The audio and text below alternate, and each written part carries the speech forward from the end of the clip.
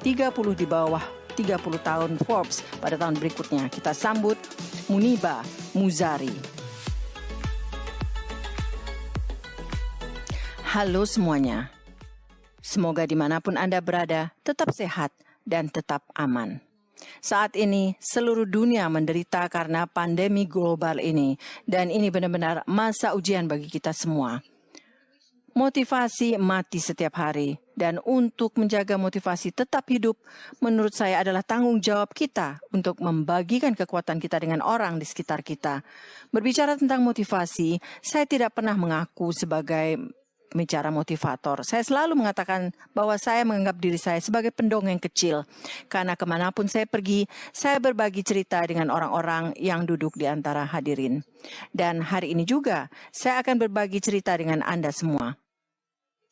Ini adalah kisah tentang seorang wanita yang sangat tidak sempurna membuatnya menjadi seperti sekarang ini. Ini adalah kisah tentang seorang wanita yang seiring waktu mempelajari seni yang indah untuk mengubah kesulitan menjadi peluang.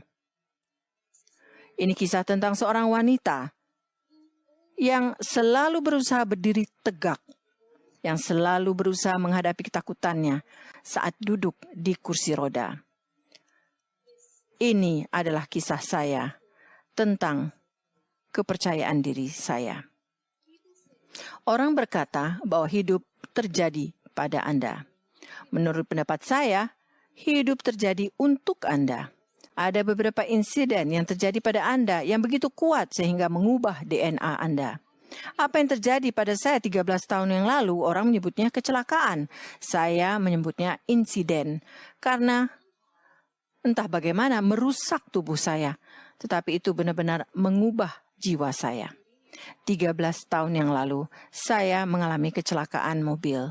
Mobil saya jatuh ke selokan dan karena itu saya mengalami banyak luka. Daftarnya panjang, jadi jangan takut. Pertama-tama lengan kanan saya patah. Tulang bahu dan tulang selangkah saya retak.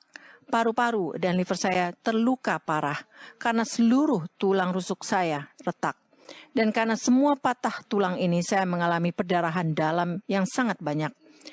Namun cedera yang mengubah saya sebagai pribadi sepenuhnya, cedera yang mengubah persepsi saya terhadap kehidupan sepenuhnya adalah cedera tulang belakang saya. 3 tulang belakang, tulang punggung saya hancur total dan saya lumpuh. Kejadian ini terjadi di daerah terpencil di Pakistan, di mana tidak ada pertolongan pertama, tidak ada ambulans, tidak ada tim penyelamat. Jadi penduduk setempat mencoba menyelamatkan saya. Jadi saat mereka menyeret saya keluar dari mobil, tulang belakang saya rusak total dan kerusakannya permanen. Bagaimana dalam sekejap mata semuanya berubah. Dalam sekejap mata hidup saya berubah. Saya menjadi orang lumpuh. Saya dibawa ke rumah sakit tempat saya tinggal selama 2,5 bulan. Saya menjalani beberapa operasi. Dokter menaruh banyak logam di lengan saya dan ada banyak titanium di tulang punggung saya.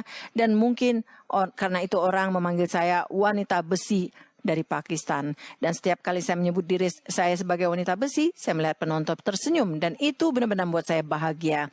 Saya membaca kutipan indah yang mengatakan bahwa saat Anda berbagi cerita tentang rasa sakit Anda dengan orang-orang, dan itu tidak membuat Anda menangis, artinya Anda sudah sembuh. Dan saya kira saya sudah sembuh. Karena kesembuhan tidak datang kepada Anda. Ia datang melalui Anda, berasal dari Anda. Waktu saya habiskan di rumah sakit 2,5 bulan tidak mudah. Saya menemukan rumah sakit adalah tempat di mana orang begitu jujur. Saya ingat suatu hari dokter datang dan dia berkata, saya sudah bicara dengan ibumu di luar ruangan dan dia berkata, Anda selalu ingin menjadi seniman. Ya, saya katakan. Tapi katanya lengan kanan Anda benar-benar cacat dan butuh waktu bertahun-tahun agar terlihat lebih baik. Mungkin Anda tidak akan bisa melukis. Anda tidak akan bisa memegang pulpen atau menulis. Akan membutuhkan banyak bertahun-tahun. Jadi apakah Anda punya rencana B? Saya katakan, tidak, karena ini yang selalu saya cita-citakan untuk menjadi seorang seniman. Beberapa hari kemudian, ahli bedah tulang belakang saya masuk dan saya bisa membaca wajahnya. Dia benar-benar sedih dan terdiam. Dan saya ingat dia mendatangi saya dan dia berkata, hari ini saya akan berbagi beberapa fakta pahit dengan Anda. Apakah Anda siap? Saya menjawab, iya. Dia berkata, luka Anda sangat parah. Dan saya hanya bisa memastikan bahwa saya bisa membuat Anda duduk, tetapi saya tidak akan bisa membuat Anda berjalan lagi. Jadi apakah Anda siap menghabiskan seluruh sisa hidup Anda di kursi roda? Saya katakan iya. Dan saya menjaga diri saya tetap kuat sampai dia mengatakan hal lain yang benar-benar menghancurkan saya dari dalam. Dia berkata, kebenaran lainnya adalah Anda tidak akan bisa menjadi seorang ibu. Dan disitulah untuk pertama kalinya saya bertanya keberadaan saya. Saya selalu mendengar bahwa Tuhan mencintai manusia, dan saya bertanya kepada ibu bahwa ibu, Tuhan selalu mencintai saya kan? Tetapi mengapa ia lakukan ini kepada saya? Di sini saya berbaring di ranjang kematian ini, setengah mati, setengah lumpuh. Mengapa saya masih hidup? Untuk apa saya hidup? Dan saya menangis dengan sedih seperti anak kecil di depan ibu saya. Dan Anda lihat, saat Anda berada di ambang keputusasaan, ada seseorang berdiri tepat di depan Anda yang menjadi secercah harapan di malam yang gelap itu. Dan dalam kasus saya, ibu saya. Ibu saya adalah secercah harapan itu. Ia mendengarkan saya dengan tenang, sangat sabar. Dan setelah selesai menangis, dia mengatakan sesuatu yang sangat kuat. Dia berkata, Anda tahu? Anda adalah putriku. Saya tahu Anda kesakitan dan itu tidak mudah. Tapi saya katakan ini juga akan berlalu. Karena tidak ada yang bertahan selamanya. Dan suatu hari Tuhan akan menunjukkan kepada Anda mengapa dia memilih Anda untuk ujian ini. Bersabarlah. Kata-kata bijak yang indah itu sejujurnya tidak masuk akal sama sekali, karena pada saat itu saya sedang mati perlahan-lahan karena rasa sakit yang terus-menerus. Namun di saat yang menyakitkan itu, hal yang membuat saya terus waras adalah seni. Kakak saya memberikan saya beberapa warna dan dia berkata, mengapa Anda tidak mulai melukis? Gambar saja sesuatu, bahkan dengan tangan Anda yang rusak. Jangan menyerah.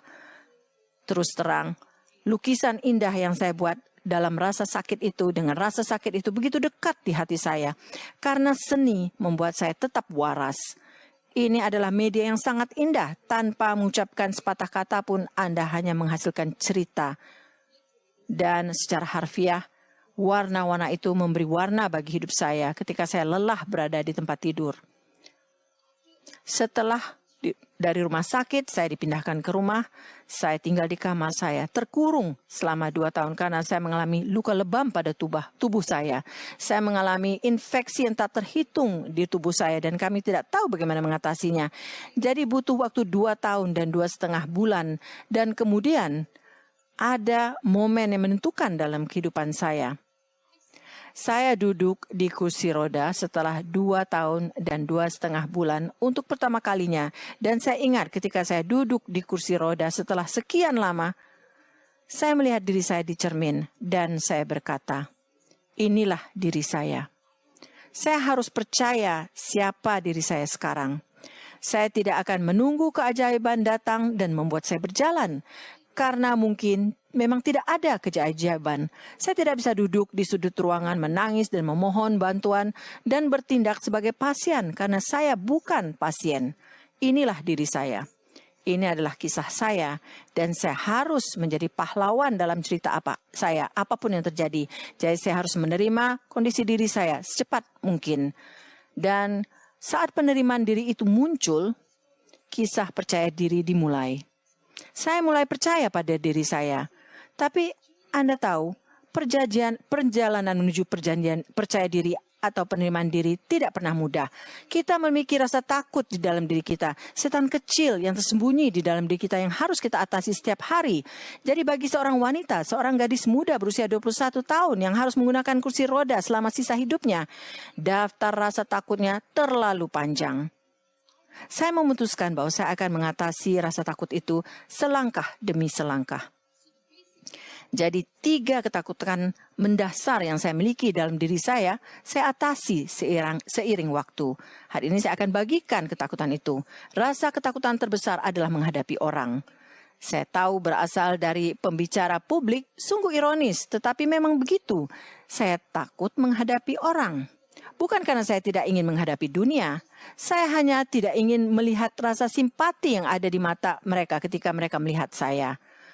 Ini membunuh saya dari dalam. Saya tidak ingin menjadi atau bertindak sebagai pasien karena saya bukan. Saya ingin menjadi manusia yang anggun, yang kebetulan duduk di kursi roda, memiliki mimpi, memiliki cita-cita, ingin menjalani hidup sepenuhnya. Tapi setiap kali saya pergi ke tempat umum, orang-orang selalu melihat saya dan mengatakan, "Oh, dia harus didorong di kursi roda. Oh, Anda pasti telah melakukan sesuatu yang salah, karena itu Anda dihukum." Dan itu benar-benar membunuh saya. Jadi saya memutuskan bahwa saya akan mengatasi rasa takut ini dan saya akan mengumumkan kepada publik bahwa saya akan angkat bicara. Dan seperti Anda telah dengar bahwa ketika Anda merencanakan sesuatu, Anda memanifestasi sesuatu, Anda mewujudkan sesuatu, alam semesta ikut terlibat. Hari saya memutuskan bahwa saya akan mengatasi rasa takut, saya mendapatkan telepon dari TEDx. Dan pembicaraan saya yang pertama dalam hidup saya ada di TED. Saya ingat saya memberikan ceramah itu dan tepat setelah ceramah itu seorang gadis cantik dari hadirin mendatangi saya dan dia menangis dan dia berkata, "Boleh saya peluk Anda?" Saya katakan tentu. Saya memeluknya dan dia berkata, "Saya ingin mengatakan sesuatu. Pembicaraan Anda di TED Talks 10 menit telah memecahkan 10 masalah dalam hidup saya. Hari ini saya menyadari bahwa 10 masalah itu tidak pernah ada. Semuanya ada di kepala saya dan saya tidak berterima kasih. Saya hampir menyerah. Tetapi karena Anda, saya tidak akan menyerah." Dan saat dia mengatakan semua ini, dalam pikiran saya kilas balik tentang ibu saya yang mengatakan suatu hari Tuhan akan memberitahu mengapa Anda. Jadi saya mengatasi rasa takut menghadapi orang, saya menjadi pembicara. Ketakutan terbesar saya yang lain bukan rasa takut, tapi kenyataan saya tidak akan menjadi seorang ibu karena tubuh saya tidak kuat. Tulang belakang saya patah. Dan saat itu terjadi, itu benar-benar membunuh saya dari dalam. Saat semua orang berkata, "Anda tidak akan bisa menjadi seorang ibu," saya berkata pada diri saya, begitu banyak anak di sekeliling saya tidak perlu melahirkan anak untuk menjadi seorang ibu. Saya bisa mengadopsi seorang anak dan memberikan semua cinta saya kepada anak itu. Dan itu pasti akan menjadikan saya seorang ibu. Dan itu yang saya lakukan.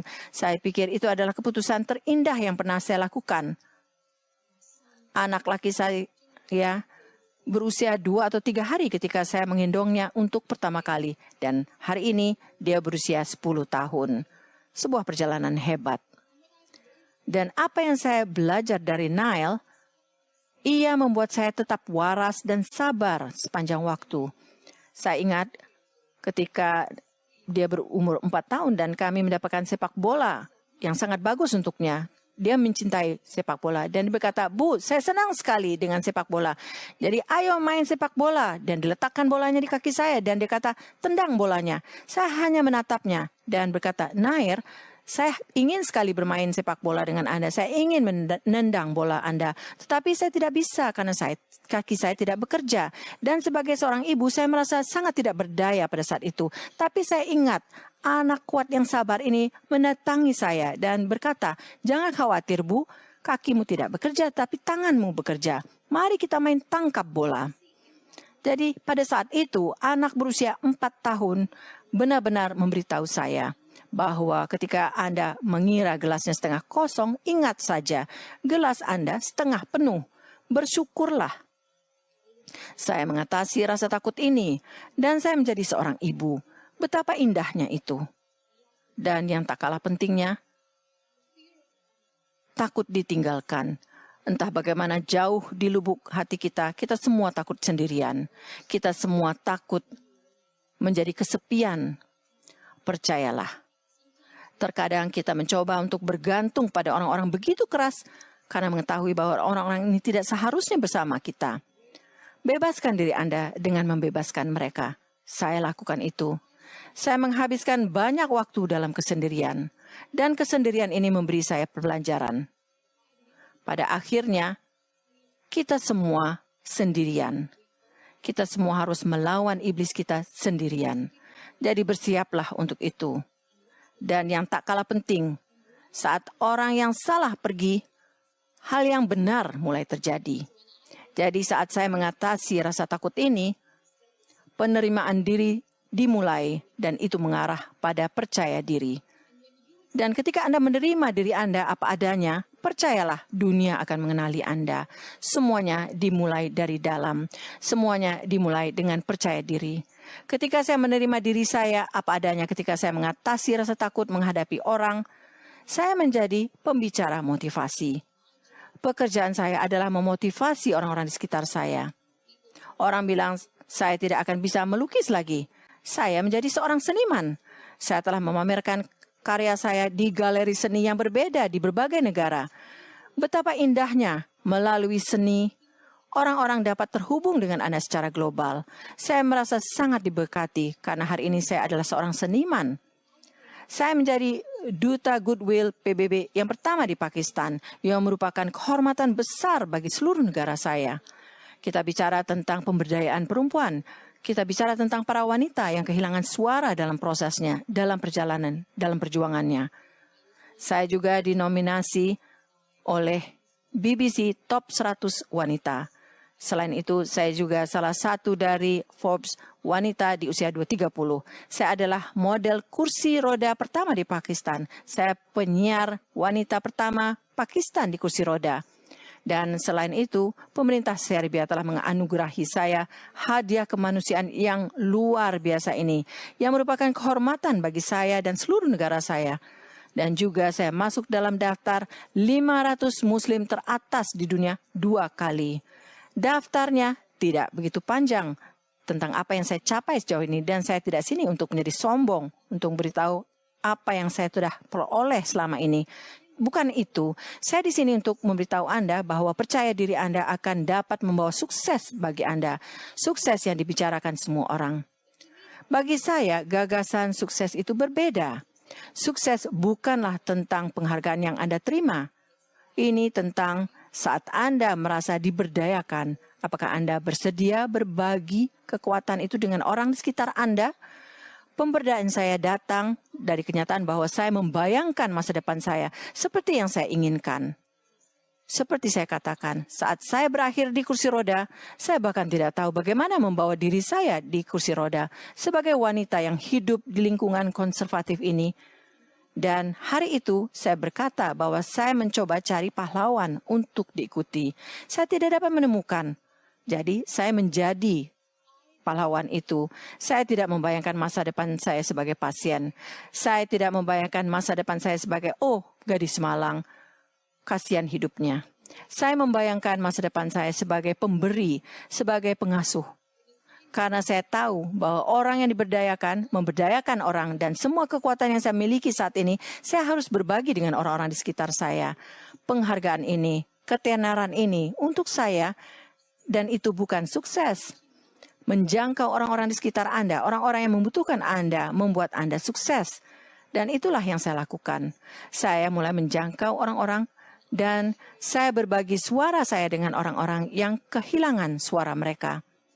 Saat saya membayangkan masa depan saya sebagai pemberi, saya memulai inisiatif yang sangat kecil, sekitar 3 tahun yang lalu, 4 tahun yang lalu. Saya menyebutnya food drive.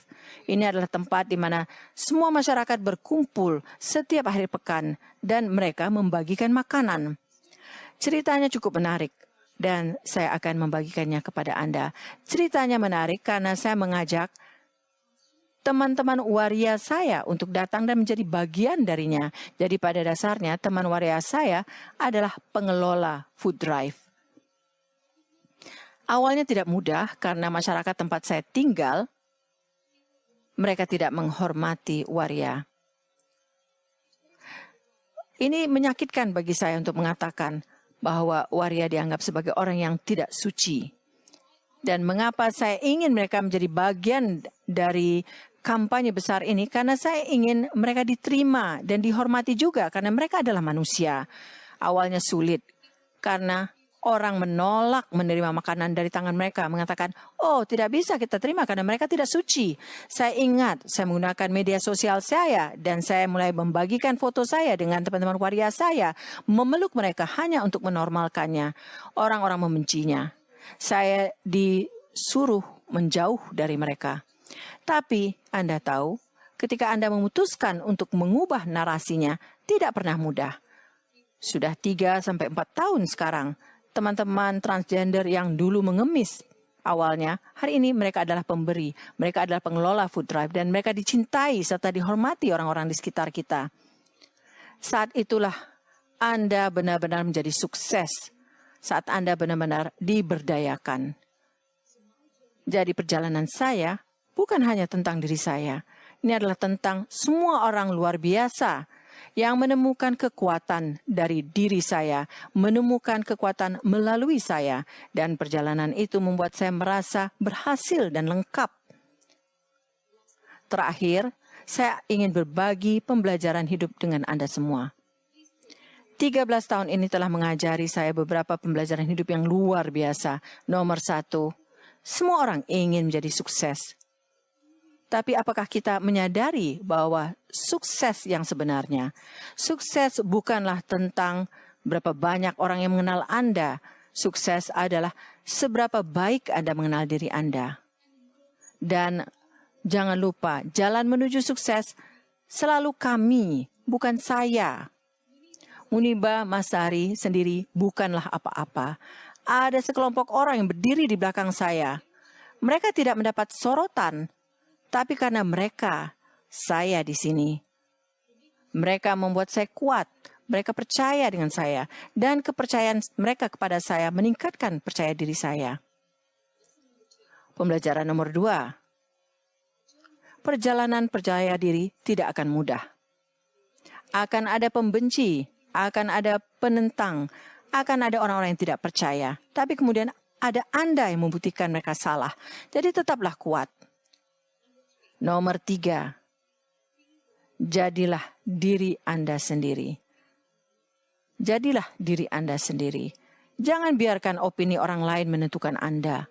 Anda bukan hanya wajah, Anda bukan hanya tubuh, Anda adalah pikiran yang bebas, Anda adalah jiwa yang bebas. Akui kekuatan Anda, ketahui kekuatan Anda. Dan terakhir, Anda adalah pahlawan dalam cerita Anda sendiri. Dan pahlawan tidak pernah menyerah. Jadi tetaplah kuat apapun kemungkinannya. Karena jika wanita berkursi roda bisa melakukan semua ini, Anda juga bisa. Terima kasih banyak.